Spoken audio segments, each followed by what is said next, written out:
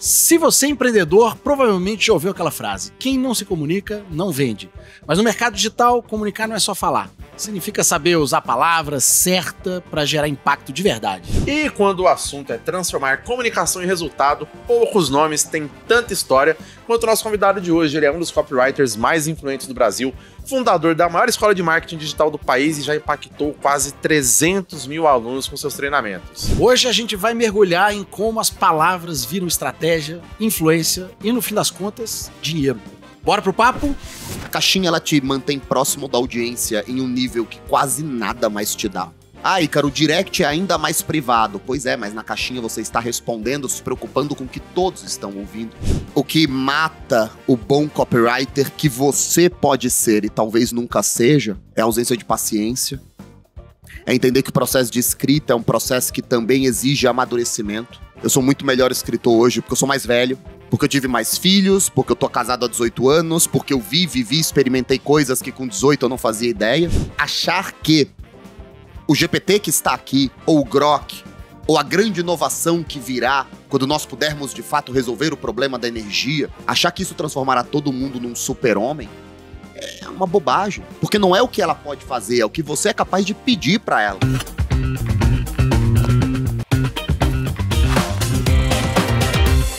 Fala, meus amigos, é um prazer estar aqui. Eu me chamo Ícaro de Carvalho e o Hotmartcast começa agora. Meu querido Ícaro de Carvalho, conseguimos colocar Ícaro sentado na nossa frente. Durante 30 minutos eu serei inteiramente seu. A gente está há 3 anos esperando por esses 30 minutos. Só isso.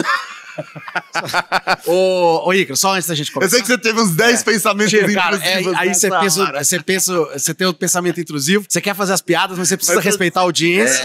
E eu gosto muito do meu emprego. Você é dono dos empregos da sua empresa, mas nós não somos da nossa. Ó, se esse podcast causar nossa demissão, você contrata a gente. Exato, por favor. JP, já pode mandar embora. Ô, Ícaro, só antes da gente começar, a gente tava conversando antes aqui, nossa audiência é o seguinte: a turma já sabe, normalmente eles esperam, que a gente tem sempre uma ação de engajamento, que é, a gente escolhe o melhor comentário do episódio pra poder dar um presente que o nosso convidado trouxe. O que você trouxe pras pessoas? Olha só, sempre que me perguntam, Ícaro, se eu tivesse que ler um único livro, as pessoas adoram esses exercícios, né? Que livro seria? E eu falo sempre, a trilogia do Russell, Segredos. Segredos.com, Segredos dos Experts e Segredos do Tráfego. Hoje, quem for top comentário, é isso? Top curtido comentário, melhor comentário. A gente vai escolher o melhor comentário. O melhor comentário vai levar a trilogia do Russell pra casa. Que foi lançado pela H1, pela sua editora. Lançado pela H1. E, ó, as edições são lindas. H1, aliás. Dá quase dó de ler. Cara, mas a gente tem que ler. Cara, H1... Cara, a qualidade das edições são maravilhosas. É inacreditável. Cara, vamos... Eu tenho um negócio que me chama muita atenção na sua história, que é o negócio feito pra durar, beleza? Mas eu queria dar um verniz um pouco diferente do negócio feito pra durar. Porque você é um cara que resistiu de tal maneira até fazer as coisas darem certo. É isso que você é cabeça dura demais e insistiu até dar certo? Ou porque isso é uma característica de empreendedor de verdade? É porque eu acho que eu só sabia fazer isso. Então, assim, independentemente do que eu fosse fazer, em que nicho eu estivesse, com o tipo de produto ou negócio que eu tivesse, provavelmente eu estaria me comunicando com as pessoas e produzindo conteúdo. Escrevendo muito antes de falar. Então tem lá mais de 220 mil stories que eu escrevi à mão. Talvez em 500 deles eu apareça. O resto é tudo escrito. Então eu só precisava dar certo em uma área. Veio marketing digital, foi ele. Um mercado explosivo, cheio de oportunidades. Tinha pouca gente explorando, eu já gostava de escrever, já gostava de produzir conteúdo, então eu fiquei. Agora, poderia ter sido outra coisa. Mas independentemente do que fosse, com certeza estaria ligada à comunicação e produção de conteúdo. E sobre escrever, né, que eu acho que foi um negócio que você... Eu não sei quem fez primeiro, mas você e o Ítalo meio que ditaram um modelo de comunicar por stories no Brasil. O Ítalo inaugurou a caixinha, e aí eu meio que evoluí o modelo, coloquei as cores, as imagens, os memes, as brincadeiras. Então, basicamente, cara, vocês pegaram, modelaram um negócio que o mercado inteiro copiou e transformou em estilo. Tanto é que lá fora a gente nem vê os caras usando a caixinha assim.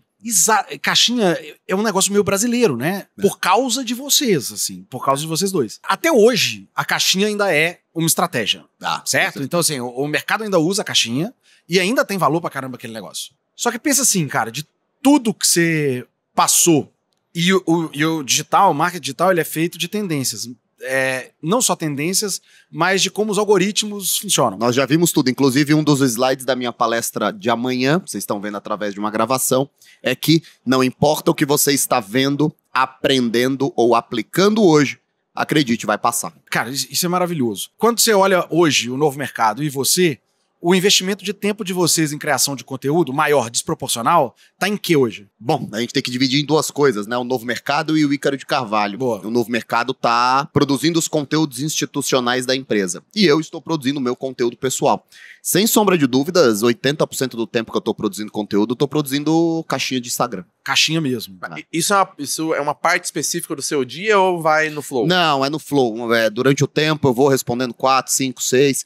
É contraproducente, eu não recomendo para a maioria das pessoas, mas é uma parte da estratégia que acabou me tornando quem eu sou e eu gosto de fazer. Eu reconheci que eu sou até viciado em ficar respondendo essas caixinhas, então boa parte do meu tempo é destinado a isso. Agora, uma coisa, e é engraçado porque recentemente foi assunto no Mastermind que a gente participa, que você também participa, que é a Craft Black do Vinhas, que alguém falou lá, não, mas nessa época o Vinhas me incentivou a fazer tipo 100 stories por dia. Eu odiei, mas me fez ser a produtora de conteúdo que eu sou hoje. Pois é. E isso é foda, né? Então, assim, pra você já virou uma coisa meio que fácil, assim, digamos, simples talvez, simples mais do que fácil, como o Abramo diria, mas o que você acha que tem, além da sua identidade ali, que talvez faça isso, talvez ser uma coisa fácil para as pessoas? Não será fácil para as pessoas, se tornará mais fácil para as pessoas à medida que elas repetem. E aí, repetição torna tudo mais fácil, o que quer que a gente esteja fazendo vai tornar mais fácil a repetição. Agora, a caixinha, ela tem esses outros elementos que não são financeiros. Tudo que a gente faz no marketing, a gente acaba se acostumando a fazer porque está dando ROI. Tudo que a gente muda na nossa comunicação, tudo que a gente ajusta, a gente está sempre pensando, cara, isso dá mais ROI, menos ROI, minha linha editorial, ela está baseada no que dá mais ROI ou menos ROI. Só que existem alguns elementos não financeiros que envolvem algumas atividades, que pode ser que ela não te dê ROI imediato, mas ela te dá um ROI no longo prazo muito importante. E eu particularmente acredito que a caixinha tem muito disso. Aquele ROI que você não vê. A caixinha, ela te mantém próximo da audiência em um nível que quase nada mais te dá. Ah, Ícaro, o direct é ainda mais privado. Pois é, mas na caixinha você está respondendo, se preocupando com o que todos estão ouvindo. Ela te traz uma proximidade reiterada com essa base, então você volta várias vezes por dia. Ele faz as pessoas voltarem várias vezes por dia. Ah, Ícaro, mas se você postar um único story, eu vi ali que alcança 100 mil pessoas. Se você postar várias respostas, você vai alcançar 30, 35. Aí eu te faço a pergunta, você prefere alcançar 35 mil pessoas que consomem 40 stories seus ou atingir 110 mil que viram um bumerangue seu com o teu filho?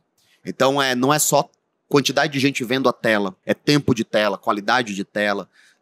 E principalmente, cara, a caixinha me fez um escritor melhor, um pensador melhor. Quando as pessoas me fazem perguntas que eu não sei responder, eu vou lá pesquisar só para gerar uma caixinha, então eu estudo. E isso acontece o tempo todo. Então, existem alguns elementos não financeiros que são importantes. E eu comentar sobre isso, né? Porque assim, se a gente simplesmente pega aqui o celular e começa a gravar, cara, gravar a gente não pensa pra gravar, né? A gente não tá tipo assim, não, pera aí, eu falei isso aqui, eu não devia ter falado isso. Agora, conforme a gente escreve, cara, acho que inevitavelmente o jogo de perguntas e respostas é mais intencional, se torna um influenciador melhor. Eu acho que certamente vira isso. E a caixinha, ela te dá algumas vantagens, porque como você tem um controle do que vai ser escrito ali, você pode sempre começar e terminar da melhor forma possível. Então parece que você é mais inteligente, parece que você é mais conhecedor do que você tá falando, parece que você é um cara que tem grandes respostas, porque pode parar, pensar um pouco.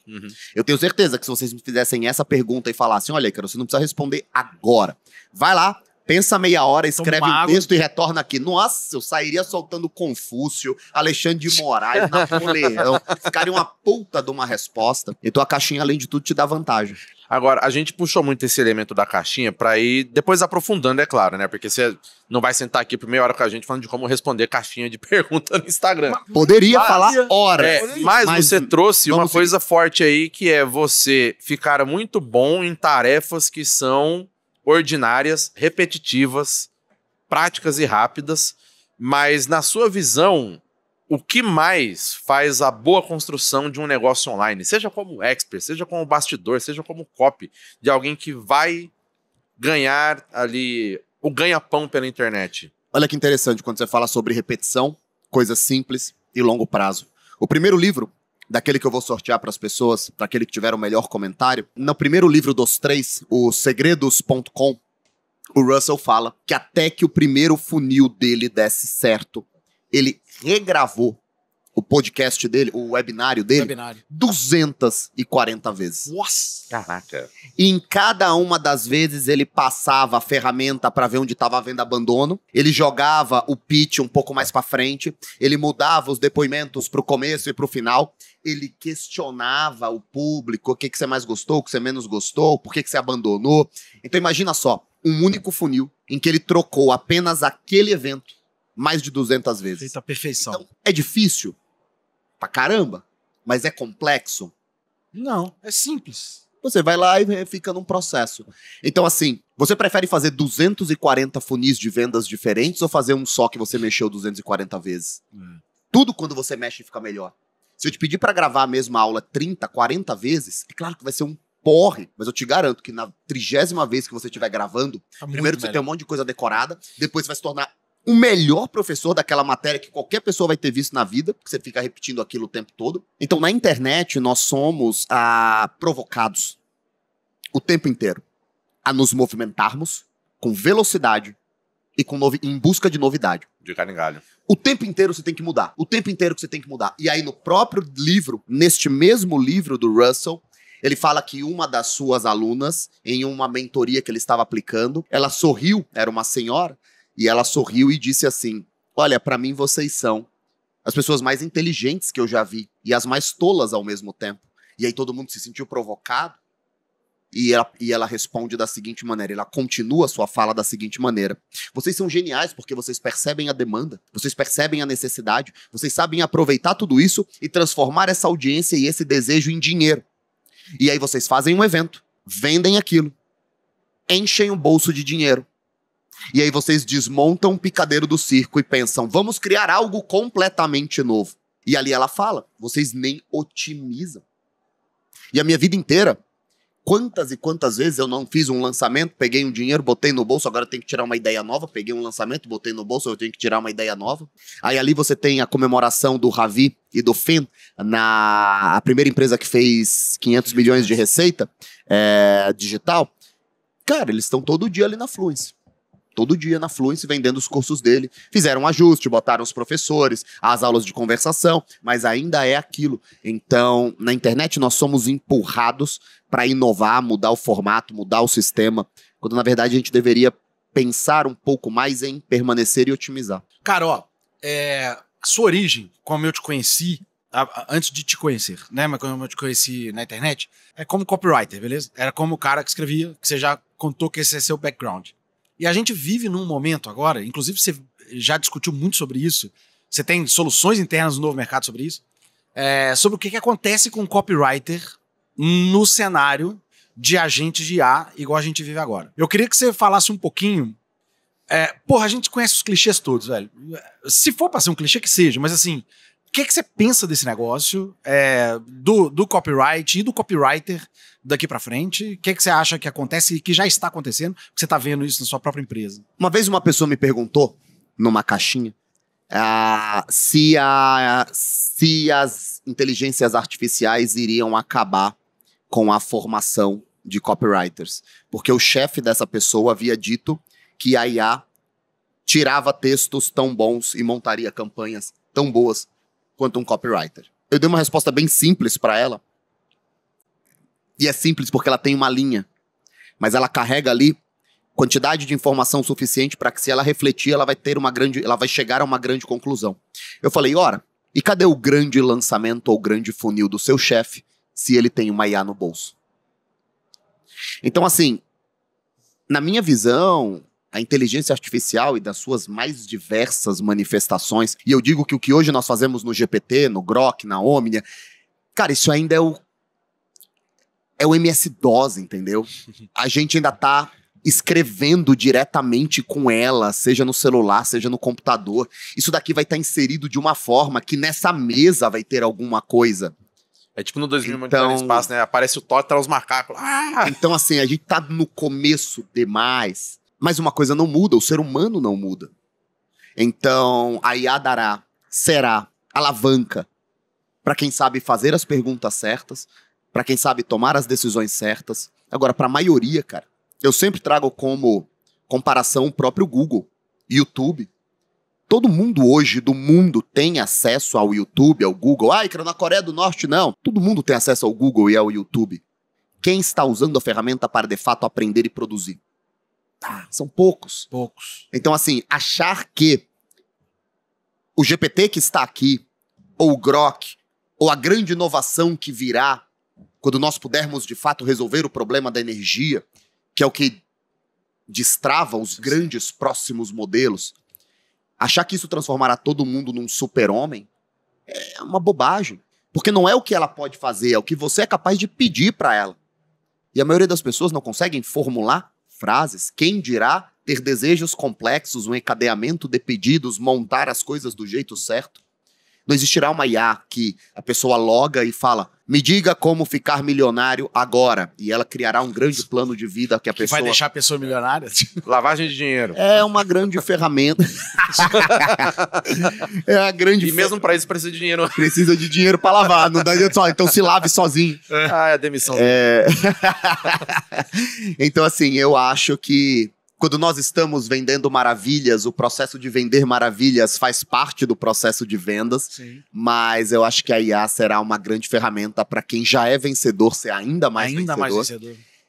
Os que ainda não são vencedores, aqueles que souberem o que pedir, como pedir. Cara, imagina só, quando eu comecei eu tinha que fazer tudo à mão. Hoje, um menino que tem 18 anos de idade e está começando no mercado digital, ele consegue tirar funis e consegue tirar páginas de vendas praticamente com um enter. Mas para aqueles que não querem ou não sabem de fato como fazer, eu não acho que vai ter muita salvação, não. Repertório, você é um cara que sempre falou disso e eu também sempre acreditei muito no repertório como base pra você poder ser bom, ser competente no que você tá fazendo. Então, assim, tem muita gente que fala, vou ler Machado de Assis. Eu falo assim, cara, repertório dos melhores que existe, né? Eu tenho a impressão que quanto mais avançado fica a tecnologia, menos repertório você precisa, entre muitas aspas, para poder trabalhar, para fazer uma tarefa. Só que, em compensação, a tendência é mais burro você ficar para executar essa tarefa. Onde você acha que o repertório vai encontrar a tecnologia ali, de maneira que... Porque isso é muito claro, o cara que é muito bom, ele tende a ficar melhor mesmo com as ferramentas que... Mas onde você acha que o repertório encontra a média ali para poder ter uma boa qualidade, assim? Cara, eu vou te dar uma resposta controversa e que muitas vezes ela não é trazida desta forma, mas eu acredito que quando você faz essa justa posição entre o repertório que nós temos hoje e o quanto ele é necessário, com o repertório que se tinha antes e o quanto ele era necessário, eu acho que você acaba cometendo um erro anacrônico mesmo, que todo mundo comete quando a gente olha para o passado. Quando nós olhamos para o passado, nós estamos olhando os grandes homens que falaram sobre o passado. Então eu posso voltar para o Império Romano e falar sobre Cícero, e o quanto ele escreveu, e o quão magnífico ele foi. Mas, cara, para pensar, qual que era o repertório médio de um romano do século I ou II? Talvez ele nem soubesse formar da terra. E aí vamos voltar aqui para uma experiência mais imediata. Qual era o repertório da sua bisavó? Qual era o repertório do seu bisavô, do meu bisavô? Qual era o repertório das pessoas que moravam em Iguape em 1920? Cara, a imensa maioria das pessoas, elas estarão ocupadas demais tentando sobreviver. A internet trouxe oportunidade para bilhões de pessoas poderem digitar a muralha da China e ver a muralha. E saber que tinha China. Porque dependendo do lugar, ninguém nem saberia. Então você pode entrar lá no Google Earth e ficar viajando e ficar olhando as coisas. O repertório é muito, muito, muito curto, cara. A imensa maioria das pessoas, elas só estão olhando o mundo pela primeira vez porque elas estão vendo vídeos serem compartilhados aqui. Então, assim, o repertório é preciso para quê e para quem? Para um grupo muito específico de pessoas. É claro que à medida que a sociedade foi se sofisticando, agora não precisa ser todo mundo servo de gleba, não precisa todo mundo estar plantando mandioca. Mas mesmo assim, Hoje, a UX, cara, hoje um atendente de McDonald's, ele registra o seu pedido nos quadradinhos com pequenos desenhos. O Peter Diamandis fala, dos hierógrafos viemos e para os hierógrafos rumamos, então tá tudo virando hierógrafo também. É mesmo, cara, é mesmo. Então, emoji é tudo hierógrafo. Precisa nem saber ler. Então, não precisa nem saber ler, não precisa mesmo. Pra muita coisa. E logo mais, talvez daqui a uns 10 anos, todos os idiomas do mundo estarão dentro dos nossos ouvidos. Muito provável. Então, assim, o repertório, ele é uma arma importantíssima para pessoas que tomam decisões complexas, para pessoas que tomam decisões importantes, que geram um encadeamento muito grande. Mas assim, o repertório ele serve para felicidade? Claro que serve. Quando você vê ali o capítulo 21 do Machado de Assis, 1000 Padre Nossos, 1000 Ave Marias, Bentinho falando, Senhor, eu já te prometi muitas rezas e sei que faltei em todas elas, mas desta vez prometo cumprir a promessa e vou cumprir de um jeito que obliterará todas as outras. 1000 Padre Nossos, se eu não for para o convento. É muito bonito, você falou aqui na mesa, deu 3 ou 4 risadas, mas é um contentamento quase espiritual, assim, meio que um alto afago. A maioria das pessoas, elas precisam saber mais ou menos como é que pagam as contas, que não pode gastar mais do que ganha, e realizar uma boa função. Um bom sapateiro, que seja um bom sapateiro, ele será um bom sapateiro a vida toda. E mesmo que a gente jogue os sapatos fora, eu te garanto, aqui em Minas, em Belo Horizonte, eu te garanto que tem sapateiro aberto fazendo sapato, consertando sapato, consertando bolsa, consertando estofado. Então assim, Ícaro, de 0 a 10, qual a importância do repertório para você? Sei lá, 9. Benedetto Croce dizia, é preciso ler muitos livros para ler este outro livro aqui. Agora, para a maioria das pessoas, cara, se a pessoa for uma boa mãe, um bom pai, um pai ou uma mãe generosos e presentes, alguém que entenda que a melhor coisa que ele pode deixar para seus filhos é o amor, e um cara que seja um trabalhador diligente, que saiba que ele tem que chegar na hora, sair na hora, entregar o serviço, repertório eu não sei se é muito mais necessário hoje do que era antigamente, não. Você falou desse negócio do bom sapateiro, e de certa forma até acho que pode conectar um pouco com a questão do Abramo, e não precisa ser sobre AI, porque assim, cara, você formou e forma muito copywriter. Eu acho que esse é uma das grandes coisas que faz as pessoas chegarem até você, para aprender a escrever com você, pelo seu jeito de escrever. Muitos profissionais são profissionais hoje por sua causa. Na sua visão, o que mata o bom copywriter? Ou o mediano? Bom, o que mata o bom copywriter que você pode ser e talvez nunca seja é a ausência de paciência. É entender que o processo de escrita é um processo que também exige amadurecimento.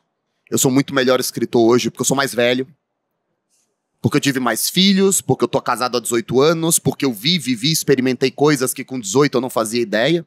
Quando você teve o seu filho, o quanto você não amadureceu.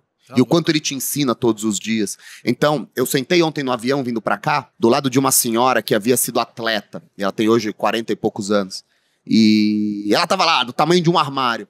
E ela falou, nossa, quando eu estava com 36 anos foi quando eu me senti melhor, mas a minha carreira estava chegando ao fim, porque aos 36 anos um atleta tá chegando próximo da aposentadoria. E eu falei pra ela, olha, essa é uma das coisas que mais eu agradeço. Eu ainda sou um menino pra minha profissão. Total. Eu tenho certeza que aos 60 anos eu estarei pensando melhor, escrevendo melhor, falando melhor, formulando melhor, vendendo melhor, comprando melhor. Então, o que mata é não entender que o processo de escrita ele é inerente ao processo de amadurecimento, que escrever leva tempo. Bukowski falava isso, né? Se você não for enganado, roubado, traído, assaltado, o que você vai escrever? O que você vai fazer? Então, assim, é parte do processo, né? Só não tomei chifre nessa vida que eu conheça, mas se alguém conhecer aí, vou fazer um texto sobre isso. Estarei armado e defendido. Mas a pressa, cara. Hoje é vendida a pressa pra tudo. Hoje é vendido a pressa pra que uma criança aprenda o que é empreender. Mas cacete. Criança. Pra depois falar, mas Sócrates por quê? E ela vai ter que saber tocar piano, fazer karatê, fazer inglês. E a gente vai relacionar isso à felicidade dela, à chance de sucesso. Então, o reconhecimento de que escrita é tempo, é vivência, é castigo, é maltrato, é importante. E o segundo, achar que só escrever bem resolve. Tem essa também. Só escrever bem, tem um monte de professor de literatura dando aula R$16 a hora a aula. Então, assim, aprender os processos. E o processo me machuca muito, né? Porque o processo é chato. Mandar o melhor e-mail que você já mandou para uma lista é uma coisa. Saber qual foi o percentual de abertura e entender por que as pessoas não abriram entender se é melhor trocar esse título por outro. Puta, isso mata o copyright. Cara, vou te contar uma parada. Chato Teve demais. um dos últimos lançamentos que eu fiz, eu escrevi um e-mail de lançamento que eu falei, cara, isso aqui é a melhor coisa que eu já escrevi. Melhor filho que eu já pari. Foi o pior CTR que eu tive. A pior taxa de clique de todas. Da história. Porra! Cara, e descobri depois de 38 anos, depois de 15 anos fazendo isso, depois de 12 anos fazendo só isso, depois de 10 anos no novo mercado, descobri que a Omnia tá arrancando o título melhor que eu. É um exercício de humildade. Mas como eu sou fleumático, eu sou meio preguiçosão, eu falo, nossa, graças a Deus, Ainda nunca bem, mais vou arrancar um título. Agora, quanto eu demoraria pra perder essa habilidade se eu simplesmente não fizesse mais nada, eu também não sei. Então, é paciência e a ideia de que você vai precisar só ser bom pra fazer as coisas acontecerem é tempo e dedicação. Cara, eu vou estragar esse episódio fazendo uma pergunta que não faz o menor sentido no contexto que a gente tá falando. Qual é o único país que começa com a letra T? Não. Olha só, tem um negócio que me deixa curioso, que é o número de empreendedores e donos de empresa desse mercado que são fleumáticos. O JP deve ser. JP é fleumático, JP deve ser. o Wender é fleumático, Pras pessoas Ícaro é fleumático. comuns. O Ícaro é um Pessoas cara que tomam remédio pra impotência sexual. Jesus Cristo. O Ícaro é um cara que já estudou muito os 4 temperamentos, que... Não muito também, mas um pouquinho. Mas essencialmente um negócio que foi... É um negócio que tem milênio de discussão, mas que foi organizado aí há uns Do mesmo que se enrolou, agora explica aí. Do É. mesmo que se enrolou. E são 4 temperamentos, certo? Então você tem o fleumático, você tem o sanguíneo, você tem o melancólico, você tem o colérico. Boa? E o fleumático, ele, que é o que o Ícaro falou, que é, né? Ele normalmente é uma pessoa de boas, que é tipo assim, é como se nada o afetasse em alguma medida. Então, as coisas vêm, vão, e o fleumático fala assim, tá, legal, tudo bem? Bem, legal. Né? Então o fleumático, ele resiste, ele consegue, né, viver com as intempéries e ele sai do outro lado tranquilo. Só que por outro lado, o Fleumático também? Não. Cara, não sou. Tem muita gente que acha que eu sou sanguíneo. O pessoal em Minas é tão tranquilo que você acha que todo mundo é fleumático. Às vezes. Na verdade, ele mas- tem TDAH, então ele tá sempre de boa. eu tô medicado. Aí, na hora que a gente fala do fleumático, nós estamos falando de alguém que às vezes toma o carimbo, né, de ser passivo. Ah. Isso não faz o menor sentido com um dono de empresa, fundador. E por que tem tanto fleumático empreendedor, dono de empresa? Velho? Cara, eu acho que é porque as pessoas confundem movimento com direção. As pessoas tentam aparentar que elas estão sempre muito irritadas, muito ocupadas, muito decididas, muito ultrajadas, muito pessoalmente ofendidas. E não necessariamente isso te faz construir uma empresa que vale sei lá quantos milhões de reais. Eu acho que o fleumático ele vai do jeito dele. O fleumático ele tem uma característica que, pra mim, me parece que beneficia muito o empreendedor no geral. Se você perguntasse para os meus alunos, principalmente para as minhas alunas, o que é o maior agente dificultador para que elas comecem a fazer alguma coisa na internet, as pessoas podem pensar dinheiro, tempo. Cara, o maior bloqueio é vergonha. Vergonha do julgamento alheio. Pegar a cara e Especialmente de aparecer, gente de produzir perto. um conteúdo. Família, amigo. Pra sair no grupo da família. E aí, agora, hein? Virou blogueirinha, hein? Hotmart, arrasta pra cima. A pessoa trava. E o fleumático, uma das suas características é que o ambiente externo exerce pouca influência pressão. sobre ele. Então ele vai lá e faz. Então é claro que muito mais do que ir lá e fazer, mas o primeiro passo quase sempre é ir lá e fazer. Então, acho que o fleumático ele tem essa vantagem. Uma outra vantagem é que nós tendemos a ser menos ansiosos também. E a ansiedade é um processo que corrói ao longo do tempo, cara. Outra coisa, o fleumático ele tende a ser menos assombrado pelos fantasmas dos erros que ele cometeu no passado. Geralmente a gente nem lembra dos erros que a gente cometeu. A todo momento eu falo que o Jonatas é a minha memória, porque ele é melancólico, então ele tá abraçado em cada erro, em cada vírgula, em cada ícaro, naquele lançamento, caiu o checkout por 12 minutos. Cara, mas isso foi em 2016. Então isso pesa, isso exerce um peso diário sobre as pessoas e os fleumáticos me parecem levar isso com mais calma, Agora, tem essa coisa boa também, né? Se você quiser que eu fale um monte de coisa ruim, não vou falar porque esse é o meu temperamento. Não vou jogar contra mim. Não vamos jogar. Ô, Ícaro, Mas será que é o seu temperamento ou o seu signo que te fez ser assim? Ou um grande placebo. Isso, Você já viu aquele cara que faz aquele stand-up, que ele fala de signo, ele fala, eu não acredito em signo, eu acho que todo mundo que acredita em signo é um idiota, não sei o quê, porque, por exemplo, as pessoas, eu sou de Escorpião e eu acho que isso não tem nada a ver comigo, aí umas mulheres gritam assim, eu sabia que você era de Escorpião! Aí ele, pois é, mas eu sou de Touro. Aí a outra, eu sabia! é maravilhoso. Sempre tem um... É o grande placebo global. A explicação é infinita, né? É muito Ela bom, sempre cara. existe. Sempre vai funcionar. Sempre. É maravilhoso. Ô, Ícaro, cada 15 minutos de conversa com você é sempre uma aula, cara. Toma um gole d'água. Sempre um prazer estar com você. Obrigado demais. E olha só, as pessoas que assistem a gente querem seguir o Ícaro de Carvalho, porra, cara, sério mesmo, procura o Ícaro de Carvalho. Eu não vou te falar qual que é o arroba, não. Ninguém sabe, na verdade, tipo porque... assim, ele já mudou tantas vezes, mas... Ícaro D. Mas se você procurar Ícaro de Carvalho, você vai achar ele. Mas eu vou dar uma Você recomendação. pode achar o novo mercado. Assista as lives do Ícaro no YouTube. Isso é uma boa dica. Playlist básico. Isso é uma boa dica. De graça. Isso é uma boa dica. Cara, é surreal. Você Muito gosta das conteúdo, bicho. Cara, Você não faz ideia de quantas vezes eu já citei seu YouTube em palestra entre 2024 e 2025. cara, porque é Tu fala bom. o quê? Tu fala o quê quando cita? Fala, o que você não faz? Mas eu falo Vamos assim, ver um gente, otário aqui eu falando. falo, galera, o Ícaro é um cara que passou anos e anos e anos não mostrando a cara na internet e ele já entendeu que o YouTube é um grande caminho. É. E tá lá, e eu falei assim, aí tem gente que faz uma live, tem 500, 600 views e fala, vou desistir dessa merda. Aí eu falo, vê as primeiras lives do Ícaro no canal, vê os primeiros vídeos salvos no canal e vê que o Ícaro de Carvalho teve live, teve vídeo, com pouco view também. E o principal, YouTube pra mim foi sempre um tormento. Eu não tenho ideia de quantas vezes eu apaguei as contas do YouTube. Eu nunca tive prazer algum em fazer o YouTube. Por quê? Porque eu queria fazer o YouTube como o Jonatas queria que eu fizesse. Então eu sentava numa mesa, aparecia um teleprompter que nem tá aparecendo aqui pra vocês, e eu começava, olá pessoal, hoje eu vou falar sobre os 5 erros de copy que vão matar a sua campanha. E era uma bosta, e nem eu queria assistir. Quando eu virei e falei, isso é real. Eu falei pro líder de YouTube, eu falei, o Jonatas está proibido de falar sobre YouTube. Eu vou fazer o que eu quiser. E aí comecei a fazer o que eu quiser. Piada obscena, live de 3 horas. Cara, explodiu. Seja você mesmo. Então procure um formato que faça sentido pra você. Não vai fazer caixinha porque o Ícaro faz. Eu faço porque eu sou feio. Se eu tivesse a cara da Luana Carolina, eu fazia com a da Betina, eu fazia vídeo, pô. Aí é fácil demais, né? Com skin lendária, pô. Mas nasci com a skin de quê? De Maceió. Então, faça o que te faz produzir bem. Joga solto, feliz. Que nem o Galvão Bueno, né? O que falta é felicidade, alegria, tomando 7-1 no rabo. Mas faça. Mesmo que venha o 7-1. Porque uma hora o resultado vem. Porque senão você não aguenta, cara. Senão você não aguenta, você enlouquece. Você não aguenta, Ou você desiste, ou você fica doente, cara. Você não aguenta, cara.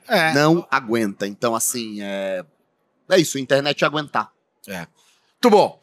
E pra você que assistiu a gente, você tá ligado, o conteúdo a gente garante. A gente não garante a notificação. Então você volta no canal, bota lá Hotmart, entra no canal da Hotmart, que a gente tem vídeo quase todo dia da semana, não tem do que reclamar. Tem então entra presente no canal, em todo podcast. procura, cara, assim, na boa, eu garanto conteúdo, a dificuldade é a notificação. Então volta aí, digita Hotmart no YouTube, busca e vem ver a gente que eu entrego conteúdo, tá bom? Um beijo, a gente se vê na próxima, valeu. Obrigado!